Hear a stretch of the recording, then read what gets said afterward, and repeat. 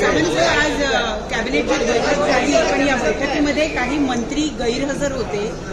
हे मंत्री का गैरहजर होते यावरनं एक नवीन महायुतीमध्ये काही वाद आहे का, त्यामुळे हे मंत्री गैरहजर राहिले का, महायुतीतलेच लोक महायुतीतल्याच मंत्र्यांच्या विरोधात कटकारस्थान करतायत अशा चर्चा रंगतायत.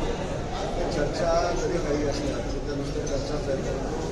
आजच्या कॅबिनेटमध्ये आमच्या सिटीतील उद्योग विभागाशी जे काही निर्णय झाले तुम्ही आपल्या बाबतीत संबंधित म्हणजे आता कोकणामध्ये आंबा हे मोठं पीक आहे आणि आंब्यावर फार मोठं संकट आलेलं आहे. जवळजवळ 80% आंबा आणि त्याचं उत्पादन नष्ट झालेलं आहे निसर्गामध्ये आणि जी मदत ती कमी आहे अशा पद्धतीचा आंबा हा मुद्दा आम्ही स्वतः मध्ये मांडला आणि त्याच्यावर मुख्यमंत्री फडणवीस साहेबांनी आणि एकनाथ शिंदे साहेबांनी कृषी विभागाचे, पर्यटन विभागाचे, फायनान्स अशा 3 अधिकाऱ्यांना निर्देश दिलेले आहेत की कोकणाला त्याच्यामध्ये आपल्याला वाढ करून द्यायची आहे. त्याच्यामध्ये तो तातडीनं निर्णय घ्यावा अशा पद्धतीचे आदेश त्यांनी या 3 अधिकाऱ्यांना दिलेले आहेत. दुसरा विषय उद्योग विभागाशी निगडीत होता. आखाती देशामध्ये युद्धजन्य परिस्थिती निर्माण असताना मी जो काही महाराष्ट्राचा दौरा केला आणि त्याच्यामध्ये PNG गॅसच्या लाईन सगळीकडे टाकलेल्या आहेत, परंतु त्याची कनेक्शन मिळत नाही, ती उद्योजकांची तक्रार होती.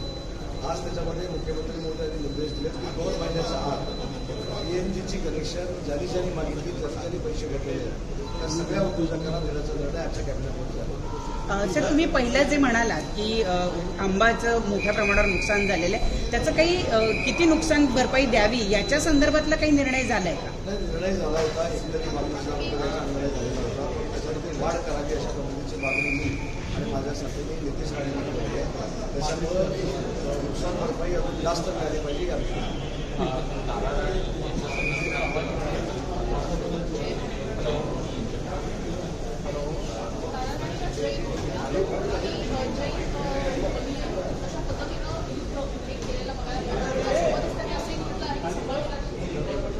मराठी भाषा आणि त्यामधल्या साहित्य लिहायला सुरुवात जैनांनी केली असं सुद्धा ते म्हटले. मला त्यांच्या वादविवादाकडे वळायचं नाही.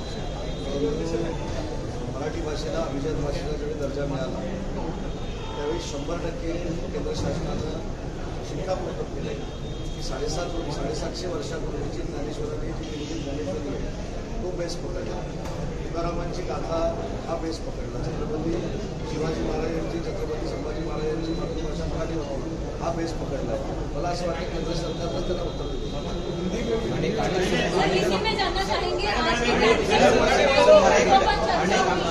रोहित पवारांनी काल एक ट्विट केलं होतं. त्यांचं म्हणणं असं होतं की अशोक खराब प्रकरणामध्ये दादांसह बड्या राजकीय नेत्यांच्या फोटोंवरती खुल्या मारलेल्या होत्या. त्यांनी काय ट्विट केलं हे ते ट्विट करताना त्यांच्याकडे जर पुरावे असतील तर मुख्यमंत्री मोदयांकडे द्यावे, DGPकडे द्यावे, त्या IGPकडे द्यावे, SPकडे द्यावे, त्या SP कडे द्यावे, त्यांची कारवाई होईल.